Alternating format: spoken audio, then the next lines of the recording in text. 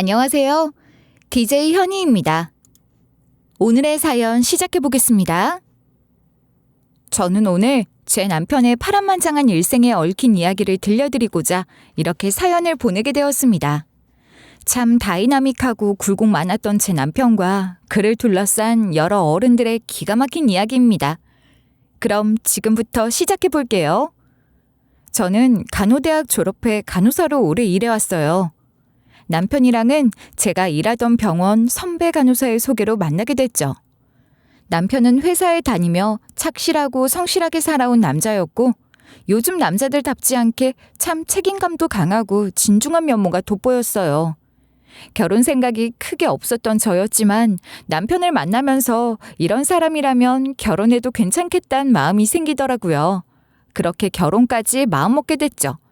그런데 연애하는 동안 남편은 한 번도 부모님에 대한 이야기를 한 적이 없었어요. 혹시 부모님이 안 계신가 싶은 짐작이 돼 대놓고 묻진 못했고 혼자 그렇게 넘겨짚으며 추측만 했습니다.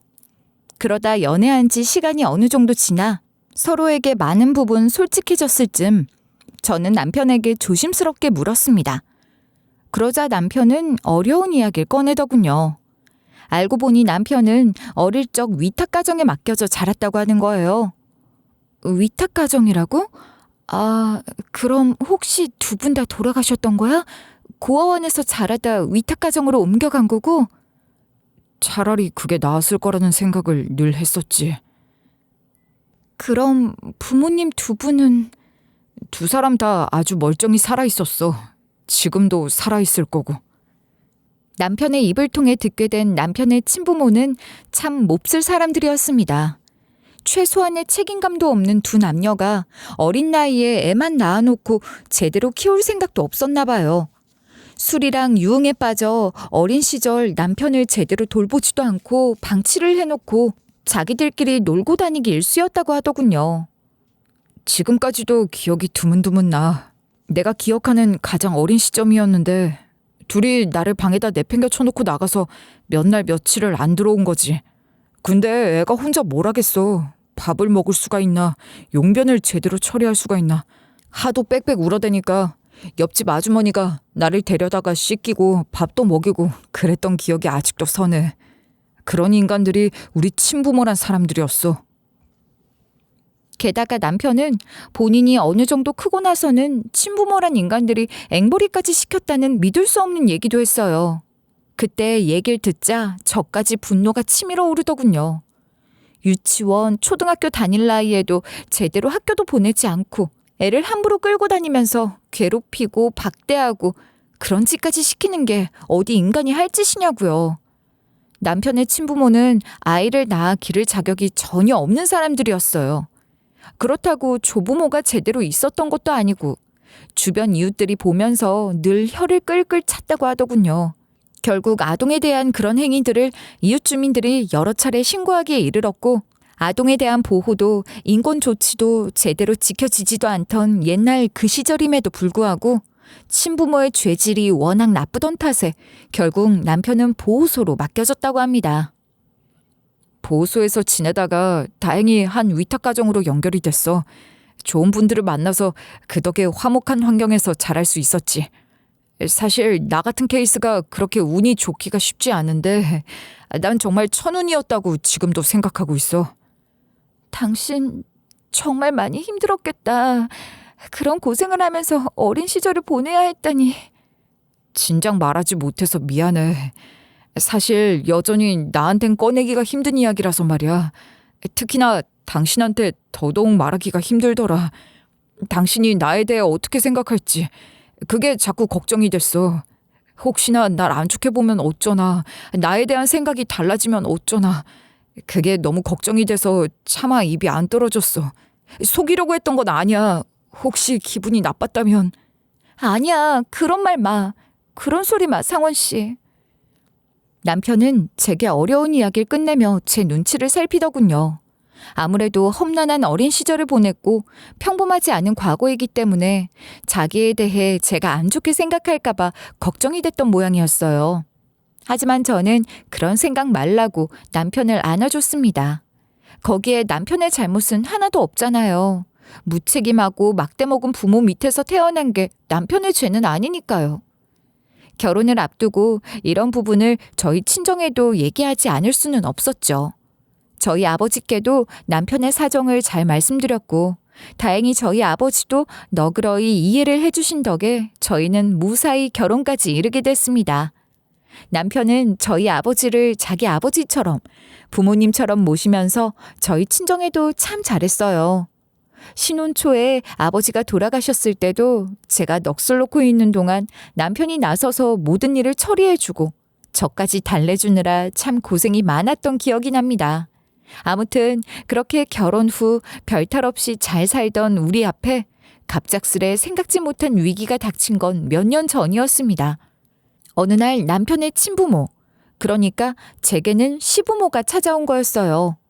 당연히 남편은 처음엔 시부모를 보려고 생각도 하지 않았습니다. 대체 여긴 어떻게 알고 찾아온 거예요? 무슨 염치로 여기까지 뻔뻔하게 찾아온 거냐고요? 뭘 원합니까? 돈을 원해요? 내가 자리 잡고 사는 것 같으니까 이제 그 돈을 원해요. 아무리 그래봐야 소용없습니다. 나는 더 이상 예전에 그 앵벌이 하던 꼬마애가 아니니까요. 나 결혼도 했고 한 집안의 가장입니다. 나한텐 지켜야 할 가족이 있고 내 가족은 이 사람이에요. 이 사람 건드리거나 무슨 짓이라도 했다가는 내가 그쪽들 가만 안 둘 거니까 그런 줄 알아요. 가족이란 건 그런 거니까. 물론 그쪽들은 전혀 모르겠지만. 남편은 생전 처음 보는 단호한 모습으로 친부모와는 마주하는 것조차 거부하더라고요. 그런 남편 마음이 당연히 저도 이해가 됐어요. 저한테 들려준 이야기조차도 극히 일부에 불과할 텐데 남편의 잠재된 기억 속에는 얼마나 끔찍한 것들이 더 많았겠어요. 그런 부모를 다시 마주하는 것만으로도 끔찍한 과거가 되살아나는 느낌일 테니까 당연히 보고 싶지 않을 만도 하죠. 상원 씨가 저렇게까지 단호하게 나오니까 저도 뭐라고 더 드릴 말씀이 없네요. 전 전적으로 제 남편 뜻에 따를 겁니다. 그러니까 그만 돌아가세요. 저도 그런 사람들을 그저 남편을 낳아준 시부모라는 이유로 존중할 이유는 없다고 판단했고 그렇게 두 사람을 돌려보냈어요. 그런데 시부모는 포기하지 않고 계속해서 남편을 찾아와 오랫동안 설득을 하기 시작했습니다. 우리도 다 안다. 우리가 얼마나 큰 잘못을 저질렀는지. 다른 뭘 바라고 찾아온 게 아니다. 너한테 너무 큰 잘못을 저질렀다는 거 이제야 뉘우치고 반성하고 있어.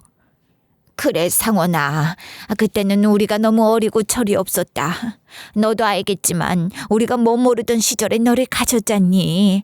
뭐가 옳고 그른지 사리분별도 제대로 못하는 나이에 덜컥 아이를 낳아놓고 책임은 질 용기가 없었다.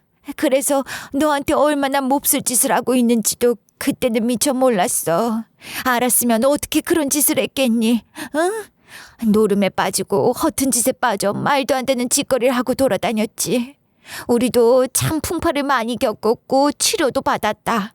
중독 치료도 받고 상담도 오래 받았고 그러고 나니 그제서야 네가 어찌나 불쌍하고 가엾던지 우리가 얼마나 잘못한 건지 알게 됐고 미안함이 커지더구나. 그래서 이렇게 뒤늦게나마 너를 찾게 된 거야. 너무 늦었지만 어떻게든 뒤늦게라도 부모 노릇하고 싶어 수소문이란 수소문은 다 해서 너를 어떻게든 찾아낸 거야. 옆에서 보기 안쓰러울 정도로 무릎까지 꿇고 빌어대다시피 하시는 두 사람이었지만 남편의 굳게 닫힌 마음이 그렇게 쉽게 열리지는 않았고 시부모는 참 오래도 끈질기게 찾아오기 시작했어요. 거의 1년이 넘는 시간 동안 참 꾸준히도 찾아왔죠. 친부모에 대한 경계를 늦추지 않았던 남편도 그렇게 변함없이 꾸준히 찾아오고 남편 먹으라고 음식도 해가지고 오고 보약까지 바리바리 싸들고 찾아오는 시부모의 모습에 조금씩 마음을 열기 시작했습니다. 꿈쩍 않는 바위 같던 남편도 면전에서 그렇게 대놓고 박대를 하는데도 1년이 넘게 꿋꿋하게 찾아오는 둘의 꾸준함에 조금씩 흔들린 것 같더라고요. 내가 또 바보 같은 짓을 하는 걸까? 하지만 저 사람들도 사람이라면 변했을 테니까 이제 정말 새 사람이 된 것 같으니까 그렇게 믿어도 되는 거지, 여보. 그럼 당신이 왜 바보야? 당신 바보 아니야. 그리고 두 분 참 꾸준히 찾아오셨잖아. 이제 그만 용서해도 괜찮지 않을까? 말은 안 했어도 아마 남편의 마음 한편에는 그래도 부모라는 존재에 대한 그리움이 늘 자리 잡고 있었나 봐요. 너무 어린 시절에 제대로 된 사랑을 받지 못했고 나쁜 기억만 남긴 사람들이었지만 그래도 부모는 부모였던 거겠죠.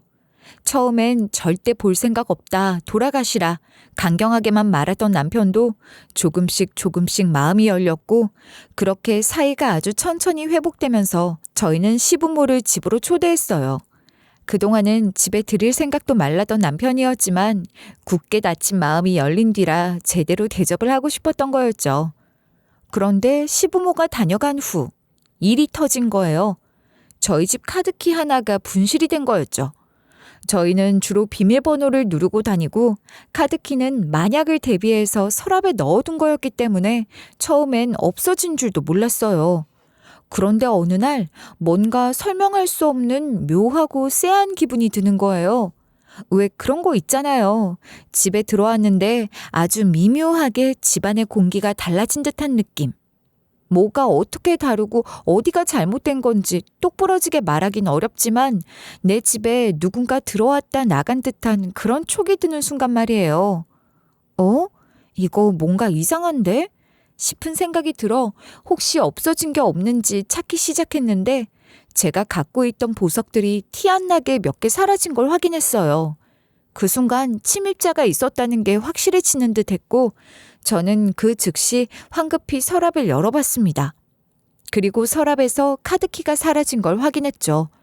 그리고 그 순간 곧바로 감이 오더라고요. 이게 바로 시부모 짓이라는 게. 너무 소름이 돋았어요. 저는 곧장 홈캠을 안 보이는 자리에 설치하고 출근해서도 계속 집을 살펴봤습니다. 그런데 정말 아니나 다를까 시부모가 저희가 집을 비운 사이 계속 드나들고 있더라고요. 기가 막혀. 이딴 짓을 하려고, 이런 짓이나 하려고 그렇게 공을 들인 거였어? 1년이 넘는 시간 동안 그렇게 돈 써가며 정성 들어가며? 진짜 무슨 이런 인간 같지도 않은 것들이 다 있냐? 너무 화도 났고 황당하기도 했지만 동시에 참 찢어지게 슬프기도 했어요. 그렇게 어린 남편을 아프게 해놓고 기어이 이 인간들이 또 한 번 내 남편을 힘들게 하는구나. 결국 이러려고 다시 찾아온 거구나 싶으니까 남편 걱정이 너무 되더라고요. 하지만 일단 이 일을 남편 모르게 처리할 수는 없었고 전 녹화된 화면을 남편에게 보여줄 수밖에 없었습니다. 그날 저녁 남편이 절망스러운 얼굴로 홈캠을 들여다보던 그 표정이 지금도 잊히지가 않아요. 너무너무 안쓰럽고 안타깝고 가여워서 저도 모르게 남편을 확 끌어안아 버렸죠. 여보, 상원 씨, 당신 어쩌면 좋아. 여보, 나 정말 왜 이렇게 바보 같냐? 그 인간들을 내가 결국 또 믿다니. 그렇게 원망해놓고 그렇게 바보같이 또 믿다니. 나 왜 이렇게 등신같지? 그 인간들 나 놔줄 생각이 없나 봐. 나만 등신같이 착각하고 있었나 봐. 그때 그 소녀는 이제 없고 나는 그 과거를 다 극복한 어른이 됐다고 생각했는데 사실 나 아직 그때 그 앵벌이 소년으로 여지껏 붙들려 있었나 봐. 어떡하지? 당신한테 미안해서 어떡해? 나 때문에 당신까지 이런 일 겪게 하고 내가 당신 가족이 돼주겠다고 했는데 당신한테 이런 혹덩어리 안게 해서 어떡해? 너무 미안해 여보. 내가 정말 미안해. 그런 말 하지 마. 당신이 뭐가 미안해. 그리고 남편은 며칠 후 저더러 이혼하자는 얘기를 꺼내더군요. 저 버러지 같은 인간들 절대 이걸로 끝낼 인간들이 아니야. 나한테 찾아온 목적이 결국 돈 때문인 건데 고작 그 정도 훔쳐간 걸로 끝낼 리가 없지. 그 놈들이 어떤 놈들인데 8살짜리 앞세워서 앵벌이까지 시킨 인간들인데 아마 끝장을 볼 거야. 무슨 짓이든 할 거라고. 내가 어떻게 나 하나로도 모자라 당신까지 그런 일을 겪게 하겠어. 내가 정말 등신 같았지. 그동안 연 끊고 산 지가 몇 년인데 대체 어떻게 알고 날 찾아온 건지, 찾아온 목적이 뭐였는지 그걸 생각했어야 했는데 사실 너무 뻔한 얘기잖아. 돈 아니면 굳이 이제 와서 날 찾을 이유가 뭐가 있다고. 그깟 달콤한 말에 속아서 내가 알아차려야 했어. 그런 거짓말에 얼마나 익숙한 놈들인지 알면서 내가 너무 순진하게 생각했어. 여보, 아마 저 인간들은 날 놔주지 않을 거야. 계속 찾아올 게 뻔하고 몰래 훔치는 게 실패로 돌아갔으니 이제 대놓고 요구할 거라고. 그러니 이혼하는 게 맞아. 안 그랬다간 당신까지 그 구렁텅이로 빠지고 말 거야. 그렇게 둘 수는 없어. 그런 남편의 말에 저는 딱 잘라 말했습니다. 허튼 소리 집어치워. 당신 지금부터 내 말 잘 들어. 당신 지금 그렇게 나약해질 때가 아니야. 왜 당신 벌써부터 그 인간들한테 다 쥐어주고 다 뺏겨줄 태세부터 갖추고 있어? 왜 당장이라도 당해줄 자세를 취하는 거냐고. 당신 틀리지 않았어. 당신은 더 이상 그때 그 힘없던 8살짜리 앵벌이 소년이 아니야. 당신은 늙은 그 부모들보다 훨씬 더 강하고 돈도 있고 직업도 있고 나도 있잖아. 근데 뭐가 두려워? 뭐가 무서워서 이러냐고. 그놈들 그까짓 거 우리가 거뜬히 해결할 수 있어.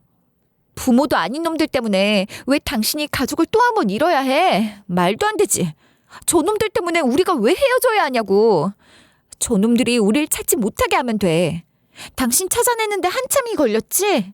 더 꽁꽁 숨어버리면 돼. 다시 찾기 힘들도록. 저는 그렇게 남편을 설득했고 저희는 이사를 가기로 했습니다.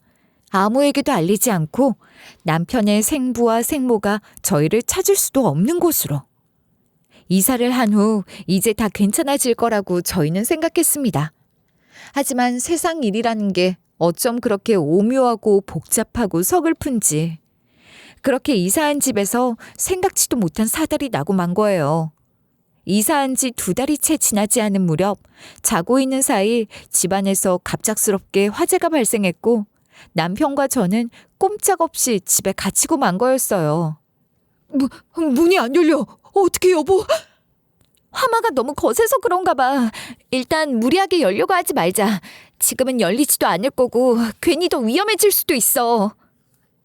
저희는 탈출도 못하고 발만 동동 구르고 있던 상황이었어요. 화마가 너무 커져 문은 열리지도 않았고 저희는 신고만 겨우 하고 구급대원을 기다릴 수밖에 없었죠. 그나마 제가 간호사로 일하며 알고 있던 지식으로 욕실에 가 물을 3개 틀고 계속 얼굴에 물을 뿌리고 하수구 뚜껑을 열어 그 아래 통로로 호흡하면서 간신히 버티고 있었어요. 그리고 얼마간 시간이 지나 다행히 구급대원에 의해 구조가 됐죠.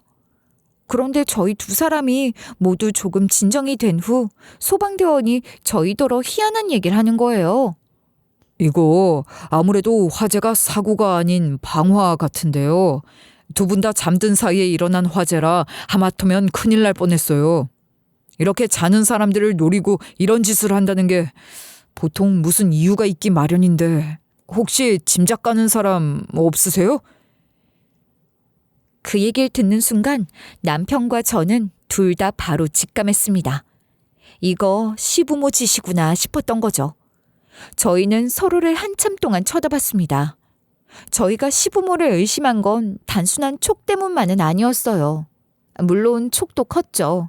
이사 전 지난 집에서 시부모가 한 짓이 있으니까.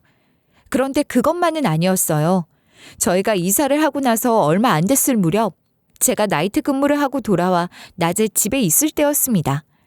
실거주 확인 문제로 동네 통장이라는 분이 다녀간 적이 있는데 그분이 저더러 이상한 질문을 하는 거예요.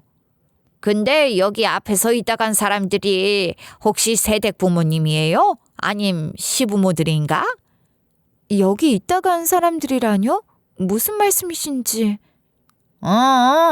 아니 좀 전에 저기서 내가 요구르트 파는 아줌마랑 얘기를 나누는데 웬 60대쯤 돼 보이는 부부가 이 집을 한참 동안 이러고 빤히 쳐다보잖아. 뭐 하는 사람들인가 뭘 그렇게 빤히 보나 싶어봤더니 창문으로 새댁이 빨래를 널고 있는 거야.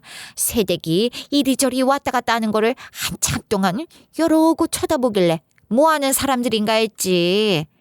부모들이 집에 왔다가 새댁 고생하는 게 걱정이 돼서 안쓰러워가지고 그러고 보고 가나 싶어서 물어본 거야. 그 얘기를 듣는 순간 갑자기 불안한 마음이 확 들더군요. 제겐 부모님 두 분이 다 돌아가시고 계시지 않은 상태였고 제가 어디 살고 뭘 하고 있는지 그렇게 빤히 쳐다볼 사람들이 또 누가 있겠어요. 그날 퇴근한 남편과 얘기를 하면서 저희는 애써 아닐 거라고 생각했어요.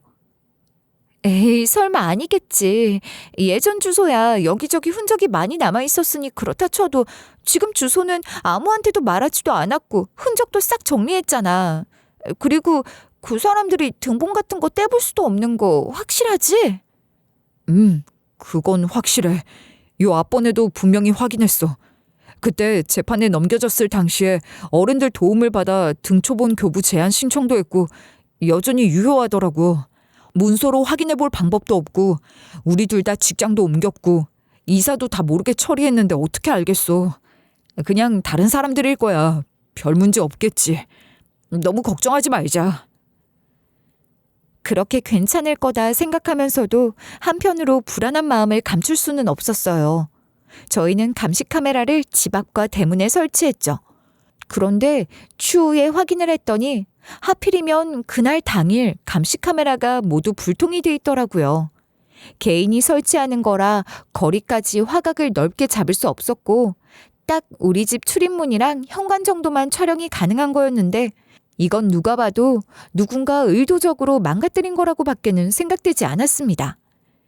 결국 저희가 가진 물증은 없었지만 방화에 무게가 실린 뒤로 경찰에서도 조사에 착수했고 곧 범인이 붙잡히기만을 바라고 있었어요. 그런데 상황이 별로 좋지 않았어요. 원래도 기관지가 좋지 않았던 남편이 화재 당시 유독가스를 한 번에 너무 많이 들이마시면서 후유증으로 병이 악화됐고 결국 입원까지 하게 된 거였죠.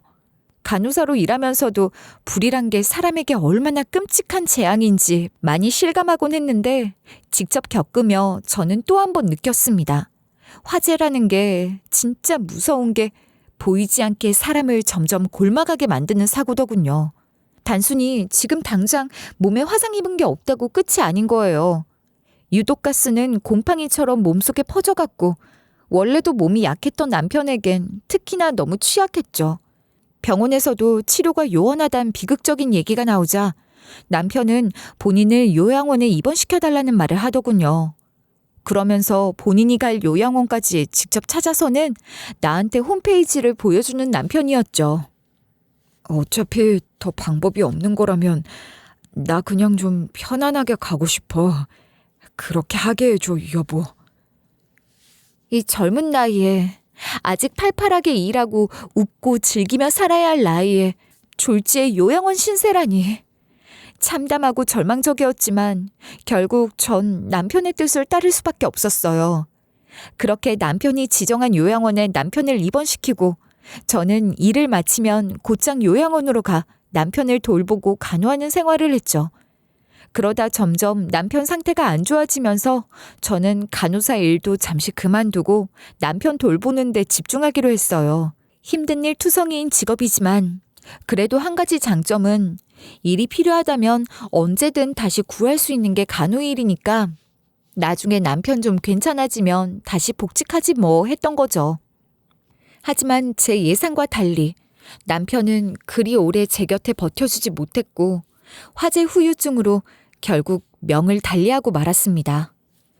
생각지도 못한 화재로 생각지도 못하게 남편을 일찍 떠나보내고 저는 한동안 혼란스럽고 외롭고 힘든 시간을 보내야 했지만 만약 정신을 놓고 지낼 수는 없었어요.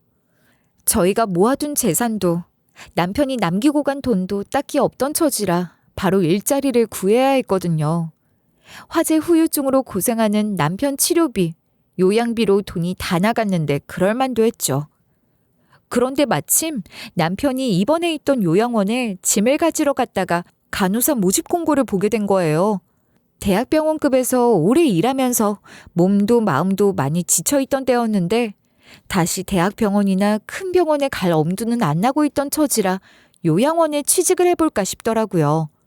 요양원에선 베테랑 간호사가 필요했다며 단번에 채용이 됐어요. 그렇게 요양원에서 간호사로 일을 시작한 지 얼마 되지 않은 무렵이었습니다. 갑작스레 병원장님이 저를 호출했다고 병원장실로 좀 오라는 얘기를 들었죠. 그동안 취업한 뒤로 병원장 얼굴은 직접 본 적도 없었고 여기에 일하는 의사며 간호사며 직원들이 몇인데 굳이 왜 나를 콕 집어 호출을 하나 싶어 좀 의아했죠. 그렇게 얼떨결에 불려간 병원장실에서 전 병원장의 실물도 처음 봤어요. 부모님 뻘 정도 되는 여자분이셨죠. 그런데 병원장님이 서랍에서 열쇠를 하나 꺼내주더니 저더러 심부름을 좀 해달라는 거예요. 자기 집에 들어가 복도를 따라 어느 방에 들어가면 금고가 하나 있을 텐데 거기 들어있는 걸 가져오라고. 내 심부름 다녀오는 걸로 얘기해 둘 테니 조용히 다녀오라는 거였죠. 그 말을 듣고는 너무 이상한 심부름이라고 생각했어요.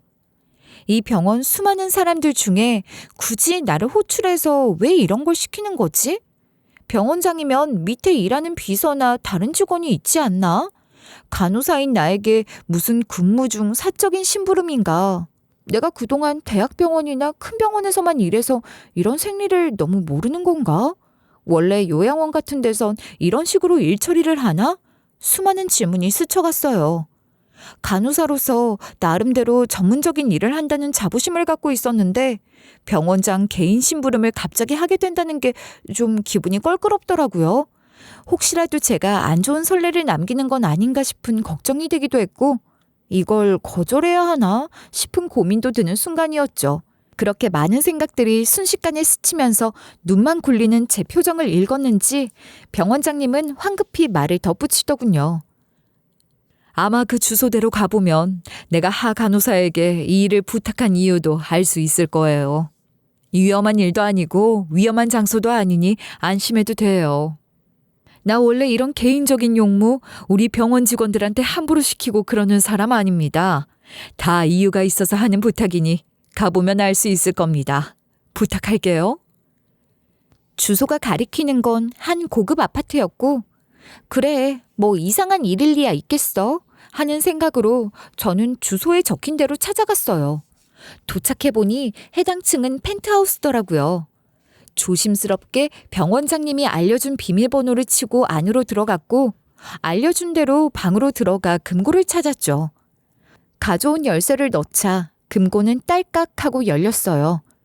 그리고 그 안에는 웬 통장이 여러 개 들어있었고 통장 옆에는 다이어리와 사진 앨범이 있었죠. 통장이 필요해 가져다 달라는 건가? 은행 갈 시간이 없어서 그런 건가? 이런 사람들은 은행에 가지도 않고 은행이 직접 찾아와 준다는데 통장이 당장 필요해 그러나? 싶어 통장만 가지고 나오려다가 문득 바로 옆에 있던 앨범을 보게 됐죠. 그런데 앨범 맨 앞장 표지에 꽂힌 사진 속 얼굴이 뭔가 눈에 익은 거예요. 사진에는 어린 남자아이가 활짝 웃고 있었고 그 얼굴이 꼭 저희 남편 어릴 적 모습 같아서 이게 뭐지 싶더라고요. 남편이 어릴 적 사진이 거의 없긴 해도 한두 장 정도는 갖고 있었거든요. 그런데 제가 갖고 있는 남편 사진이랑 꼭 빼닮은 아이의 얼굴이 거기 있으니 너무 의아한 상황이었죠. 게다가 제가 알기로 병원장님은 자식도 손자도 아무도 없었거든요. 자식 없이 살다가 남편분도 여의고 저 많은 돈 돌아가시면 다 어디다 주고 가려나 하면서 직원들이 수근수근 대화 나누는 걸 들은 기억이 있었죠. 그런데 사진을 보는 순간 왜 굳이 저더러 심부름을 하라고 한 건지 가보면 알 거라던 병원장님의 말이 떠올랐어요. 그런데 사진을 자세히 볼수록 이거 정말 우리 남편이잖아 싶은 확신이 들었죠. 저는 떨리는 마음으로 앨범을 넘겼고 거기엔 제 남편의 어린 시절부터 성장 과정이 쭉 나와 있는 거였습니다. 앨범을 넘기면 넘길수록 점점 현재 모습에 가까운 남편의 성장 과정들이 좌르륵 보였고 그것들을 보는데 온몸에 소름이 다 돋더군요. 앨범을 본 후 저는 두근거리는 심장으로 통장을 열었고 그 통장들이 다름 아닌 죽은 제 남편 명의의 통장인 걸 눈으로 확인했어요. 앨범과 통장까지 봤지만 여전히 무슨 상황인지 혼란스럽고 정리가 되지 않았고 저는 옆에 있던 다이어리를 마구 들춰봤습니다. 그리고 곧 알게 됐죠. 앨범은 남편이 위탁 가정에 있을 때 나눴던 추억들이 담긴 것이고 다이어리는 위탁 부모가 하루하루 남편을 돌보며 써왔던 일기들이었다는 걸요. 그랬습니다. 그 앨범 속 위탁 부모는 바로 병원장님 내외였고 제 남편이 바로 그 부부의 위탁 아동이었던 거예요. 모든 사실을 알게 된 저는 눈물을 머금고 다시 요양원으로 돌아갔고 원장실로 들어갔습니다. 그러자 저를 본 병원장님은 차를 한 잔 내어주며 제 남편의 얽힌 이야기를 들려주기 시작했죠. 그 아이가 보호소에 있을 때 유독 참 눈에 밟히더라고요. 왜 한눈에 알아보게 되는 그런 사람들이 있죠? 왠지 모르게 자꾸 마음이 가고 끌리게 되는 그런 거 말이에요. 인연이 되려고 그런 건지. 남편이 보호소에 있던 때 병원장님이 남편을 발견하고 집으로 데리고 왔고 남편은 어둡고 침울하던 첫인상과 달리 병원장님 댁에 머무는 동안 더없이 밝고 명랑하게 잘 지냈다고 하더군요. 아이를 낳지 못하던 병원장 부부는 남편을 친자식처럼 키우고 싶었다고도 했습니다. 우린 정식 입양도 생각했어요. 그런데 생각지 못한 반대에 부딪힌 거예요. 저희 시부모가 워낙 완고한 사람들이었거든요. 병원장님은 시부모의 극심한 반대에 부딪혔다고 하더군요. 입양을 한 거면 아예 어릴 때부터 고아원에서 자란 멀쩡한 애를 입양하든지 하지. 그런 막장 가정 환경에서 자란 애를 입양하는 게 말이 되냐. 쟤도 나중에 지 부모처럼 되면 어쩔 거냐. 그럼 우리 집안만 먹칠하는 거 아니냐. 안 그래도 위탁 가정인지 뭔지 하는 거 마음에 안 들어 죽겠구만. 입양까지 하겠다고 하면 연 끊겠다. 그러면서 엄청 강하게 반대를 하고 나왔다는 거예요. 그래도 어떻게든 입양을 해보려고 했는데 그마저도 쉽진 않더군요. 나만 마음을 먹는다고 되는 일이 아니었어요.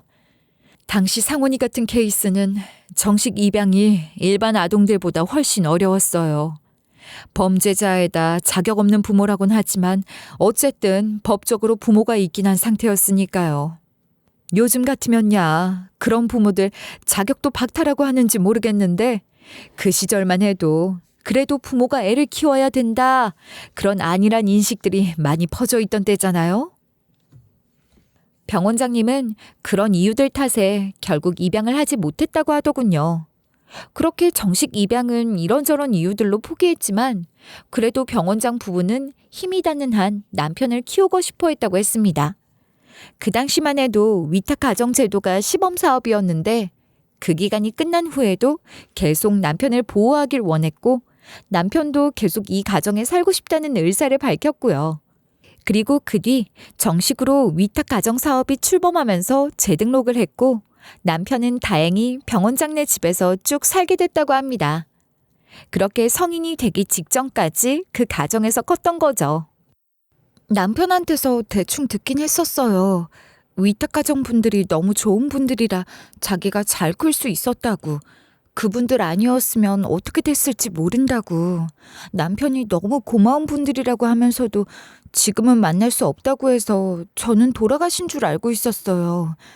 그럼 그동안은 왜 만나지 못했던 건지. 그 녀석이 우릴 생각해서 그런 거예요. 자기 딴엔 그게 우릴 위한 거라고. 알고 보니 남편이 성년이 되기 얼마 전 남편의 생부와 생모가 남편을 찾아낸 적이 있었나 봐요. 그러면서 이것저것 꼬치꼬치 캐묻고 어디서 어떻게 지내는지 누가 이런 좋은 옷을 해다 입혔는지 따져 묻기 시작한 거죠. 그리고 남편은 그 순간 위탁가정 부모와도 헤어져야 할 순간이라는 걸 짐작했던 모양이었습니다. 두 사람의 수준으로 봐서는 병원장 부부와의 인연을 들키면 그 집에 가서도 괴롭히고 돈을 내놓고 이것저것 귀찮게 할 게 뻔하니까 편지 한 장만을 남긴 채 조용히 그 집을 떠났다는 거예요. 그 이후에도 그 친구 쪽에서 가끔 연락만 해왔고 발길을 오래 끊고 지내고 있었어요. 우리야 당연히 그 아이를 자주 보며 가까이 지내고 싶었죠. 하지만 편지에도 하도 간곡한 부탁을 남긴 통에 그럴 수가 없었어요. 워낙 속이 깊은 아이였거든요. 간호사도 잘 아시겠지만 그렇게 우린 그냥 그 친구가 다시 연락을 주기만 기다리고 있었어요. 이후 남편은 저를 만나 결혼을 했고 그제야 다시 병원장님을 찾았다고 합니다. 그러면서 부모 몰래 돈을 모아야 한다는 생각이 있어 통장 관리를 병원장 부부에게 부탁했다고 하더군요. 그걸 본인이 갖고 있는 한 절대 안전할 수 없다는 걸 남편은 짐작으로 알았던 거죠. 남편과 저는 공동 생활비 통장이나 공동 저금 통장은 있었지만 그 외의 돈은 각자 관리했었거든요.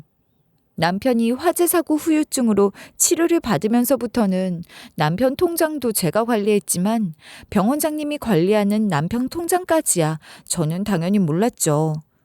그런데 남편의 상상 이상으로 시부모는 더 악랄한 사람들이었고 물론 아직까지는 짐작에 불과하긴 했지만 방화까지 저지를 정도로 선을 넘어버렸잖아요. 남편은 본인이 만약 죽게 된다 해도 그 인간들이 저를 찾아와 재산 문제로 괴롭히고 못살게 굴 것이 분명하다고 생각하고 재산에 대해 저한테도 알리지 않은 모양이었습니다. 나한테 아주 신신당부를 했어요, 상원이가. 장례가 끝나고도 자기 생부랑 생모가 찾아오지 않으면 그때 아무도 모르게 그걸 자기 아내한테 좀 전해달라고. 그래서 이렇게 이제야 전달을 하게 된 거예요. 그런데 그 화재 방화일 가능성이 있다고 하던데 혹시... 네, 남편도 저도 그 인간들 짓이었을 거라고 확신하고 있어요. 아직 밝히진 못했지만. 남편이 이렇게 돈을 남기고 갔으니 이제 제가 제대로 밝혀야죠. 제 남편 죽음에 대해.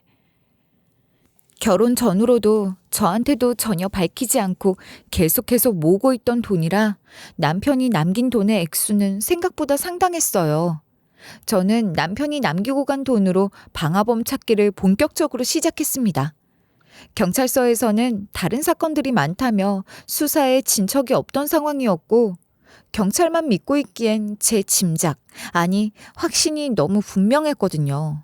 분명 시부모 짓이 틀림없었고 전 그 명확한 증거를 찾기만 하면 됐죠. 이후 저는 집 주변 가게들을 모조리 돌면서 감시 카메라 확인을 부탁하고 집 앞에도 목격자를 찾는 현수막을 내걸었어요. 병원장님은 자기한테는 상원이가 유일한 아들이었다면서 그런 우리 아들의 억울한 죽음을 밝히는 거라면 돈이 얼마가 들든 아깝지 않다면서 현수막에 큰 금액을 현상금으로 내걸고 본인이 그 돈은 다 지불하겠다고 해주시더군요. 그렇게 저는 병원장님과 또 그 밑에서 일하는 남직원 2사람의 도움을 받아 제가 할 수 있는 모든 영역의 조사를 진행했어요. 그 과정에서 장난 전화도 많이 걸려왔고 또 잘못된 제보도 많았지만 저는 포기하지 않았어요. 시간이 얼마가 걸리든 그 과정에서 얼마의 비용이 들든 그건 중요하지 않았죠. 범인을 밝히고 죄값을 치르게 하는 것만이 중요한 일이었으니까요. 그리고 마침내 퍼즐 조각은 하나둘 맞춰지기 시작했습니다. 그동안 근처 자동차들의 블랙박스들도 모조리 다 훑고 다니면서 협조를 구했었고 대부분의 차주들은 제 사정을 듣고는 너무 감사하게도 흔쾌히 블랙박스를 돌려보게 해줬었거든요. 그런데 그 안에서도 딱히 결정적인 증거는 찾지 못했죠. 그런데 그중 내가 제대로 확인을 못한 차가 한 대 있었단 말이에요. 저희 집 근처에 오랫동안 세워진 택시가 한 대 있었는데 그 택시는 누가 버리고 간 건지 어쩐 건지 한참 동안 먼지만 까맣게 쌓여가고 있었죠. 택시 앞유리에 전화번호가 붙어 있어 전화를 했지만 연락은 닿지 않았어요. 차주와 연락이 닿으면 블랙박스라도 열어볼 텐데 답답함만 커졌죠. 저는 경찰을 통해 혹시 차주의 블랙박스를 열어볼 수 있는 방법은 없냐고 했지만 경찰도 사유재산을 어떻게 함부로 할 수 없다며 방법이 없다는 답변이 돌아왔습니다. 어떻게 봐도 그 택시에 찍힌 블랙박스가 저희 집 대문을 가장 정확하게 촬영 가능한 각도 같아서 너무 답답했죠. 그 안에선 블랙박스가 계속해서 빨간 불빛을 내면서 촬영이 되고 있었고 맘 같아서는 창문이라도 깨부수고 확인하고 싶은 심정이었습니다. 하지만 그럴 수는 없었고 제게 단서가 될 수 있지 않을까 애만되었는데 어느 날 그 택시가 사라진 걸 발견한 거예요. 이게 어떻게 된 일인가 하고 안달이 나 있던 찰나에 그날 저녁 택시가 다시 돌아온 걸 확인하고는 저는 곧장 달려갔죠. 일부러 택시 문을 억지로 열려고 했더니 차가 시끄럽게 소리를 냈고 차주가 뛰어나오더라고요. 아니 뭐예요? 왜 남의 차에? 기사님, 드디어 뵙네요. 저 제발 부탁 좀 드릴게요. 예? 부탁이요? 무슨... 알고 보니 택시 기사인 차주는 임금체불 문제로 택시 회사에 찾아가 몸싸움을 벌이다 회사 측 신고로 법정 구속이 됐고 재판이 치러지는 동안 구치소 신세를 졌다고 하더군요. 그러는 사이 차는 그냥 이렇게 방치가 돼 있었다는 거죠. 저는 택시기사에게 자초지종을 설명했고 곧바로 블랙박스를 확인할 수 있었습니다. 아이고, 하필이면 일이 그렇게 됐네 그래. 그래, 얼른 살펴보시오. 그리고 그 블랙박스 메모리 안에는 새벽 시간 시부와 시모가 시간차를 두고 저희 집 안으로 들어가는 장면이 찍혀 있었어요. 그 순간 저는 마음속으로 유레카를 외쳤습니다. 이거다. 이거면 일단 결정적인 증거가 하나는 확보됐다. 그리고 같은 시점 증거는 하나가 더 나왔습니다. 저희가 현수막을 걸어놓은 뒤 정말 많은 허위 신고가 있었지만 어느 날 신빙성 높아 보이는 제보 전화가 하나 들어왔던 거예요. 저는 신고자를 곧바로 만나러 갔어요. 신고자는 20대 남성으로 배달 일을 하는 오토바이 운전자였고 그날도 배달 일을 하다가 웬 수상한 남녀를 목격했다고 하더군요. 평소에 제가 그 알 애청자거든요. 배달일 하다 보면 별별 일들을 다 보고 스쳐 지나가기도 하고 이러니까 혹시 내가 무슨 사건의 목격자가 될지도 모른다 이런 생각을 항상 품고 산단 말이죠. 근데 어느 날 좀 이상한 느낌이 드는 놈들이 보이는 거예요. 모자를 푹 눌러쓰고는 뭔가 다급하게 오르내리다가 주변을 살피고는 빠져나가는 모습을 보고 잠깐 도둑들인가 싶었던 거죠. 근데 그렇다고 뭘 훔쳐가는 것처럼 보이지도 않았고 해서 에이 내가 그런 다큐를 너무 열심히 봤나 보다 신경 끄자 오지랖이다 싶어서 그냥 잊고 지냈어요. 그리고 일이 생겨서 이쪽으로 배달도 잘 안 오게 되고 해서 현수막 볼 일도 없다 뒤늦게 이걸 보게 된 거예요. 근데 현수막을 보니까 그때 화재가 났던 그 장소 그 날짜 그 시간에 제가 목격했던 게 생각이 나더라고요. 그러면서 그때 왔던 배달 장소와 배달 완료 시간이 다 기록으로 남아있고 그걸로 보면 시간 계산이 나올 거라면서 제가 알려주지도 않은 정확한 시간과 시부모의 그날 인상착의까지 상세하게 말해주더라고요. 속으로 두 번째 이거다 됐다 이제 확실하다 생각이 들었죠. 그렇게 전 블랙박스 메모리 칩을 경찰에 보여줬고 그 안에는 시부모가 들어가고 나오는 장면이 모두 찍혀 있었어요.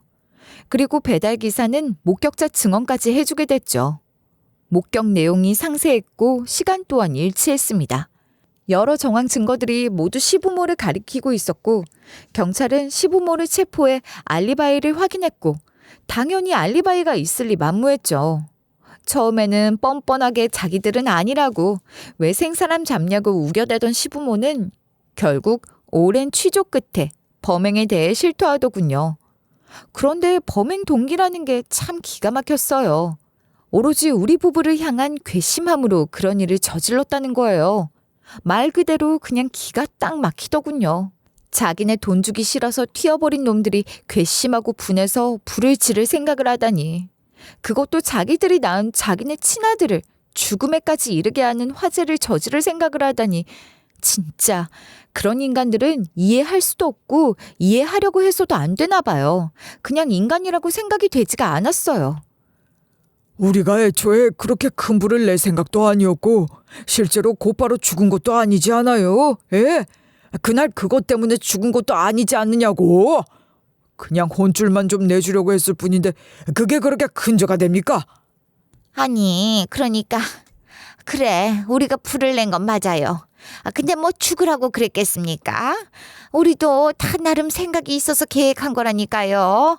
적당히 내려고 계획도 세웠고 또 소방서도 가까우니까 금방 올 것도 알았고 그냥 겁만 좀 줄 생각이었을 뿐인데 애가 그렇게 죽은 걸 우리 탓을 하면 어째요? 걔가 원래 기관지가 안 좋았어요. 이 사람들이 진짜 내가 보자 하니까 어디서 말 같지도 않은 소리들을 씨부리고 있어. 이 인간 같지도 않은 것들이 말이야. 당신들이 그러고도 부모야? 원래 기관지가 안 좋았다는 걸 알았다는 인간들이 그딴 짓을 해. 죽으라고 한 게 아니면 뭐 살라고 했어? 어디서 이따위 막말을 해대고 있어? 여기가 어디라고? 경찰이 만만해? 시부모는 말도 안 되는 얘기를 하며 우겨댔지만 저희 남편은 결국 화재 후유증으로 최종 사망에까지 이르게 됐고 그건 결과상으로 너무 분명했잖아요. 두 사람이 죄를 피할 길은 없었죠. 결국 둘은 방화치사죄로 무거운 형량을 받게 됐습니다. 방화는 중범죄이고 초범이라 해도 피해자가 없다고 해도 집행유예는 받기가 어려운 범죄라고 하더군요. 그런데 심지어 이 사건의 경우엔 한 사람이 목숨을 잃었고 둘에겐 크고 작은 전과도 많은 상태였거든요. 절대 가볍게 넘어갈 수 있는 수준이 아니었죠. 시부모 같지도 않은 둘은 그렇게 감옥 신세를 면치 못했고 저는 그렇게 둘의 죗값을 치르게 하는 데는 성공했지만 그럼에도 헛헛함과 허탈함만이 남아 있습니다. 남편의 억울한 죽음은 밝혔지만 제 남편을 살아 돌아오게 할 수는 없는 일이잖아요. 게다가 부모 때문에 어린 시절 그렇게 큰 상처를 받은 남편이 결국 그 부모 때문에 생까지 달리하다니. 그 아프고 비극적인 일을 어떻게 받아들일 수가 있겠어요. 제가 이런 아픔을 털어놓을 수 있는 데라고는 병원장님뿐이었어요.